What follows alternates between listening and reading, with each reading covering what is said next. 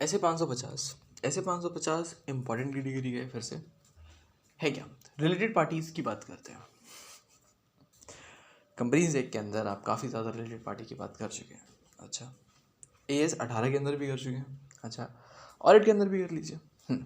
सबसे पहले related party का मतलब क्या होता है? तो इन्होंने कहा कि देखिए, अगर फिनिशियल रिपोर्टिंग फ्रेमवर्क के हिसाब से कुछ भी प्रिस्क्राइब्ड, कुछ भी प्रोवाइडेड है, यानी कि AS 18 के हिसाब से आपका जो रिलेटेड पार्टी वो बना लीजिएगा, ठीक है, वही आपका रिलेटेड पार्टी। अगर वहाँ पर कुछ भी ऐसा नहीं लिखा हुआ तो रिलेटेड पार्टी का मतलब क्या होगा? इन्होंने कहा फिर रिलेटेड पार्टी का मतलब होता है 3 चीज़ें हो जाती हैं। अगर कोई बंदा या कोई एंटिटी आपके ऊपर इन्फ्लुएंस या कंट्रोल रख सकता है, वो रिलेटेड पार्टी हो गया।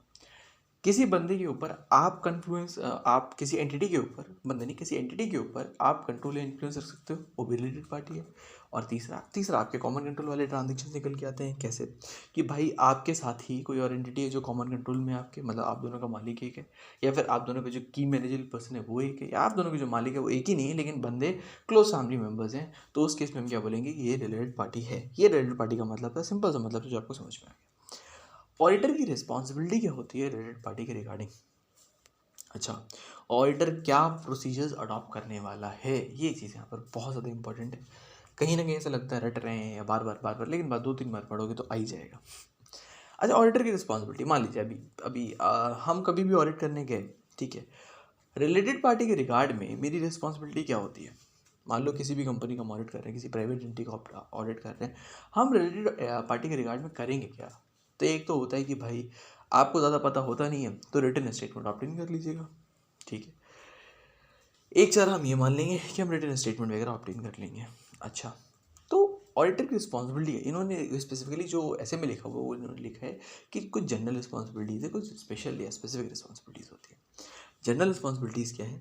क्या फ्रॉड रिस्क फैक्टर्स देखो, कि अंडरस्टैंड करो रिलेटेड पार्टी ट्रांजेक्शन्स को, रिलेटेड पार्टी रिलेशनशिप को, मतलब कि जो आपके सामने डले हुए हैं, जो आपके सामने प्रोवाइडेड हैं, रिलेटेड पार्टी के ट्रांजेक्शन्स और जो भी आपके पार्टीज़ हैं वो आपके सामने जो प्रोवाइडेड है, उनका अंडरस्टैंडिंग ऑब्टेन करो कि भाई फ्रॉड रिस्क फैक्टर्स इनकी वजह से कितना आ सकते हैं। मान लो क्या यही ट्रांजेक्शन जो आपके सामने ये आर्म लेंथ पे किए गए कि नहीं किए गए, ये चीज़ हमने चेक कर ली। दूसरा हमने क्या चेक किया? हमने चेक किया ये जो फिनेंशियल स्टेटमेंट्स हैं, क्या वो रिलेटेड पार्टी से अफेक्ट होने के बाद या रिलेटेड पार्टी ट्रांजेक्शन के बाद ट्रू एंड फेयर प्रेजेंटेशन दे पा रहे कि नहीं दे पा रहे। ये सिंपल सी चीज़ है। मतलब ये तो आप रिलेटेड पार्टी का कोई भी ट्रांजेक्शन ले लो, उस ट्रांजेक्शन में हम 2 चीज़ें चेक करते हैं, क्या इसमें कोई फ्रॉड रिस्क फैक्टर निकल के आने वाला है, आमलन तरह वगैरह पे है कि नहीं है, उल्टा सीधा तो नहीं कर दिया, और क्या इससे आपकी ट्रू एंड फेयर प्रेजेंटेशन ही रहेगा कि नहीं रहेगा।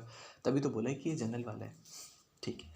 स्पेशल वाले में हम क्या करेंगे? स्पेशल वाले में आप कुछ स्पेशल करके आएंगे। स्पेशल यानी कि financial reporting framework establish accounting and disclosure requirements. क्या होता है? एक तो ऑडिट प्रोसीजर लगाइए। क्या ऑडिट प्रोसीजर लगाना है? आइडेंटिफाई करना। किसको? रिलेटेड पार्टी को आइडेंटिफाई करने का ऑडिट प्रोसीजर लगा दो। क्या आप बात कर रहे हैं? दिक्कत तो वही होती ना, रिलेटेड पार्टी अगर आइडेंटिफाई हो जाती तो बात ही क्या थी। इसके लिए भी ऐसे ने प्रोवाइड किया है, ऐसे ने कुछ सर्कमस्टांसेस, कुछ फैक्ट्स कुछ प्रोवाइडेड करे हैं कि भाई इनको हेल्प करके ना आप रिलेटेड पार्टी यहाँ से देख सकते हो।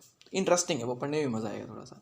सबसे पहले क्या है, स्पेशल या स्पेसिफिक क्या निकल के आता है कि पहला आपको एक वो तो जनरल तो हो गया कि ठीक है हमने देख लिया फ्रॉड रिस्क फैक्टर क्या निकल के आने वाला है, और अगर क्या इसका ट्रू एंड फेयर प्रेजेंटेशन में कोई इंपैक्ट तो नहीं आने वाला, वो तो हमने चेक कर लिया, कोई टेंशन नहीं है उसकी।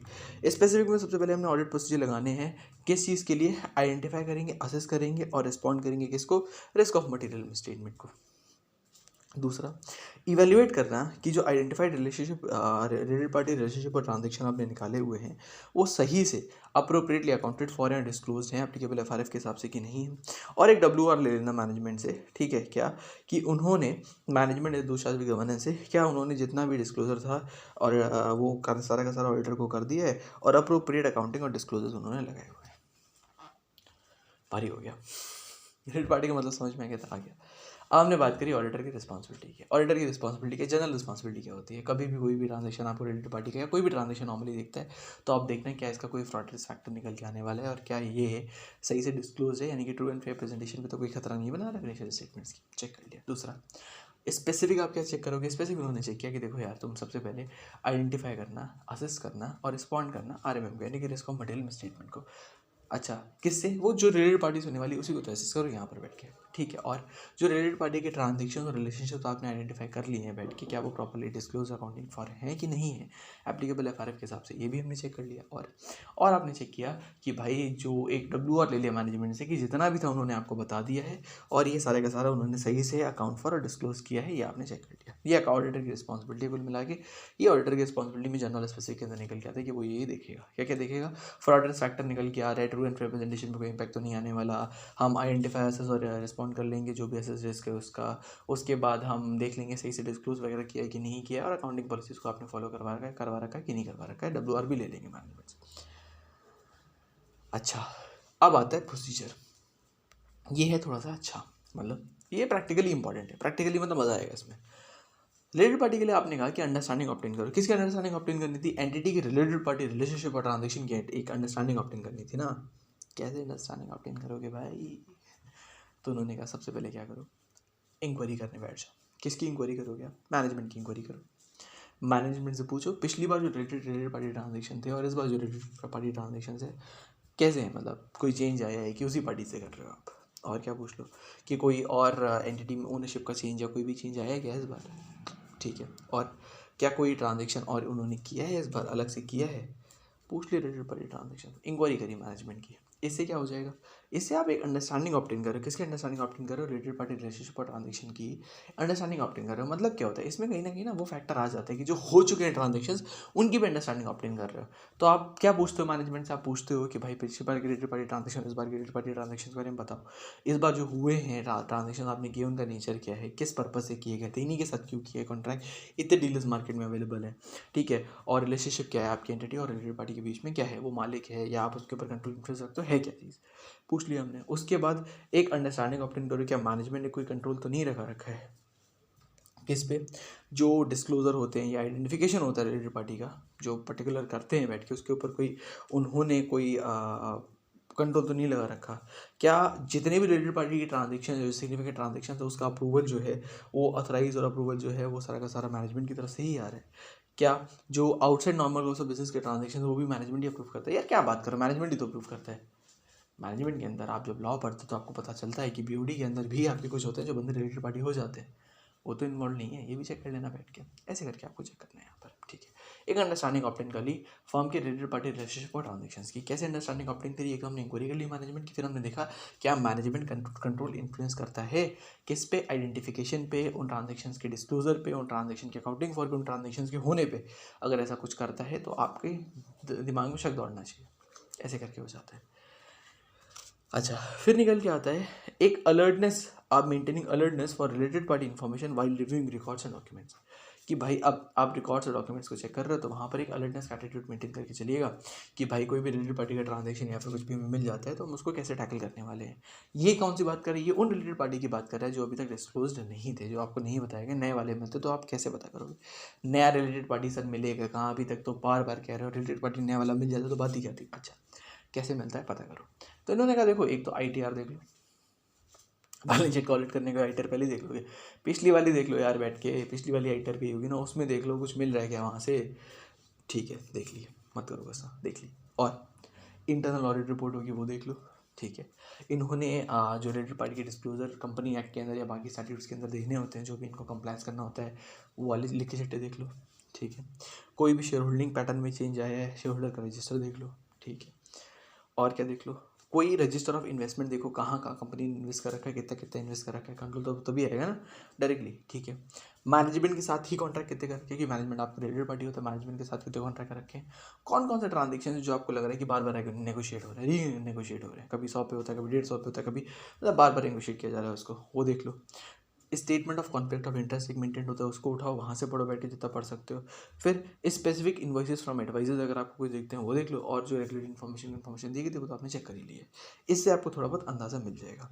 अच्छा, एग्जाम्पल क्या होंगे उन ट्रांजेक्शन्स के, ठीक है, जो एंटिटी ने नॉर्मल कोर्स के बाहर एंटर किए हैं, जो आपने कहा, क्या एग्जाम्पल हो सकते हैं ऐसे, क्या एग्जाम्पल होंगे ऐसे? मान लो एंटिटी ने बहुत ही कॉम्प्लेक्स इक्विटी ट्रांजेक्शन कर रखा है, समझ में ही नहीं आ रहा, देखो ना किसका इन्वॉल्वमेंट है, क्यों इन्वॉल्वमेंट है उसके अंदर, या फिर बहुत हेवी डिस्काउंट दे दिया आपने, किस बात का हेवी डिस्काउंट दिया एंटिटी ने, या फिर लास्ट फेज चल रहा था कॉन्ट्रैक्ट के कंप्लीशन का, वहाँ पर टर्म्स चेंज दिख रही हैं आपको। ये पहले तो 100 रुपये के हिसाब से तो यहाँ पर 120 के हिसाब से कैसे हो रहा है, ऐसे करके, ठीक है। और हमें क्या दिख रहा है, ऑफशोर एंटिटीज़। ऑफशोर एंटिटीज़ का तो खेल पता ही है भाई, ऑफशोर एंटिटी कहीं कहीं दिखती है, आराम से बैठ के एक बंदा उस पर लग जाए एंगेजमेंट टीम का कि ठीक है इसके बारे में हमें पढ़ना है, समझना है, करते रहो बैठ के लास्ट तक। और कोई सर्कुलर अरेंजमेंट दिख रहा हो, मतलब बिल टू शिप टू, मतलब नहीं बिल टू शिप टू नहीं, मतलब सेल किया और ये परचेज कर लिया, उसकी बात हो रही है यहाँ पर, ठीक है। इसके बाद identifying fraud risk factors. Fraud risk factors कैसे आइडेंटिफाई होते क्या फ्रॉड रिस्क फैक्टर्स, जो आपने कहा था सबसे पहले जर्नल के अंदर, फ्रॉड रिस्क फैक्टर देख लो रिलेटेड पार्टी रिलेशनशिप ट्रांजेक्शन का। फ्रॉड रिस्क फैक्टर होता है कि फ्रॉड ही किया गया है। फ्रॉड कैसे किया जाएगा, अगर मैनेजमेंट कंट्रोल इन्फ्लुएंस करता है रिलेटेड पार्टी के ट्रांजेक्शन के ऊपर, कोई एक बंदा है मैनेजमेंट में जो वीटो करके सारे के सारे जो ट्रांजेक्शन है उसको अपनी तरफ ले लेता है, ठीक है। कोई भी डिबेट या कोई भी बातचीत हो ही नहीं रही होती मैनेजमेंट के बीच में, कोई भी रिलेटेड पार्टी ट्रांजेक्शन हो रहा है, उसके बीच में बहस होती है ना कि 180 नहीं 184 होना चाहिए, आर्म्स लेंथ पे होना चाहिए, ऐसा होना चाहिए, कुछ भी नहीं दिख रहा है आपको, वीटो करके एक बंदा सारे के सारे डिसीजन ले लेता है, तो वहाँ पर फ्रॉड रिस्क फैक्टर्स दिखाई दे जाता है, ऐसे करके। फिर निकल के आता है कि आप क्या रिस्पॉन्सेज इस्टेब्लिश करने वाले हो असेस्ड रिस्क के लिए। तो उन्होंने कहा आइडेंटिफिकेशन ऑफ अनआइडेंटिफाइड या अनडिस्क्लोज रिलेटेड पार्टी जो हैं ट्रांजेक्शन्स, जो अभी तक डिस्क्लोज नहीं किए थे, अगर वो आइडेंटिफाई हुए तो उनके लिए क्या करो भाई, आपने आइडेंटिफाई किया ना, मैनेजमेंट से बात करो, देखो मैनेजमेंट ने क्या बोल रहा है, मैनेजमेंट की बात सुनो।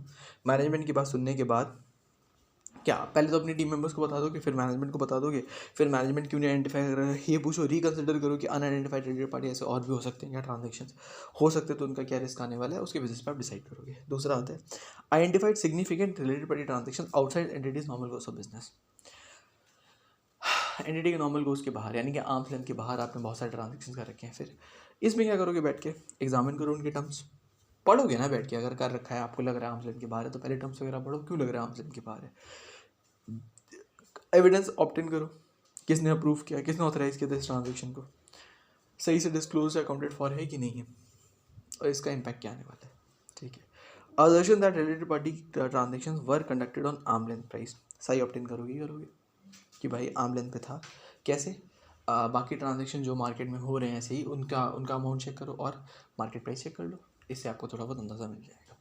काफ़ी बड़ा है, फैला हुआ ऐसे है, थोड़ा सा कॉम्प्लेक्स भी ये निकल के आ गया। तो इसमें सबसे पहले एक फ्रेमवर्क दोबारा ले लो आप, कि आपने मीनिंग समझा, मीनिंग ईजी था, मीनिंग के बाद आपने समझा कि आपकी जनरल ऑडिटर की रिस्पॉन्सिबिलिटी में देखो कि जनरल क्या होती है और स्पेसिफिक क्या होती है। तो जनरल के अंदर आपके ये निकल के आता है कि फ्रॉड रिस्क फैक्टर्स क्या आपको देखना, तो फ्रॉड रिस्क फैक्टर्स का आता है identification of the fraud risk factors, आप कैसे करने वाले हो।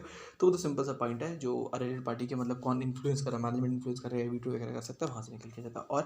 और आपका ट्रू एंड फेयर प्रेजेंटेशन रहने वाला है कि नहीं रहने वाला, ये आपने देख लिया। इसके बाद आपने चेक किया, स्पेसिफिकली आपने चेक किया कि कोई ऑडिट प्रोसीजर आपको क्या परफॉर्म करना है आइडेंटिफाई एसेस और रिस्पॉन्स करने के लिए आरएमएम को, और इवेलुएट कैसे करोगे आप जो हो चुके हैं ट्रांजेक्शन्स, उनका एफआरए पे क्या इंपैक्ट आने वाला है, और साथ में डब्ल्यूआर ले लेना मैनेजमेंट से। इसके बाद प्रोसीजर क्या लगाने वाले हो, सबसे पहले अंडरस्टैंडिंग ऑब्टेन करो, जो रिलेटेड पार्टी रिलेशनशिप और ट्रांजेक्शन कंपनी ने कर रखे हैं उसकी अंडरस्टैंडिंग ऑब्टेन करो। फिर नए वाले को आइडेंटिफाई करने के लिए उन्होंने हेडिंग दी है कि maintaining alertness for related party transaction while checking the, वो कहाँ से पता कर लो कि आप, हमने बोल दिया कि शेयर होल्डर का रजिस्टर देख लो, या फिर कहीं इन्वेस्टमेंट का रखा है वो देख लो, कोई आईटीआर मिलती है वहाँ से देख लो, या फिर कोई भी डिस्क्लोजर आपने कंप्लायंस विद रेगुलेटरी रिक्वायरमेंट के साथ किया था वहाँ पर कोई इन्फॉर्मेशन दे रहे हो वहाँ से देख लो, ठीक है। या फिर रीनेगोशिएट कोई कॉन्ट्रैक्ट किया उसको देख लो, ऐसे करके, या फिर जो कॉन्फ्लिक्ट ऑफ इंटरेस्ट वाला रजिस्टर है वहाँ से देख लो, इन सब से थोड़ी बहुत इन्फॉर्मेशन मिल जाएगी। फिर फ्रॉड रिस्क फैक्टर्स देगा, लास्ट में responses to assess risk. Response हम क्या करने वाले हैं, 3 तरीके से हम रिस्पॉन्स करेंगे, जो अनआइडेंटिफाइड या अनडिस्क्लोज्ड रिलेटेड पार्टी ट्रांजेक्शन से उनका क्या हम रिस्पॉन्स करने वाले हैं, जो हमें सिग्निफिकेंट रिलेटेड पार्टी ट्रांजेक्शन मिले आउटसाइड द नॉर्मल कोर्स, उनका हम क्या रिस्पॉन्स करने वाले हैं,